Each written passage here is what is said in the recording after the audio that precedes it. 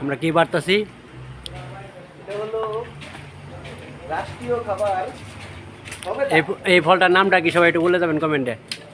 সবেদা 24 বিডি কম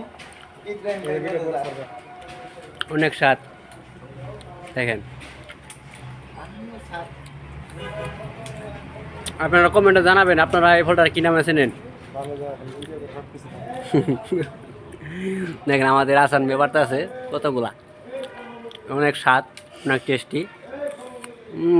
হ্যাঁ sir guys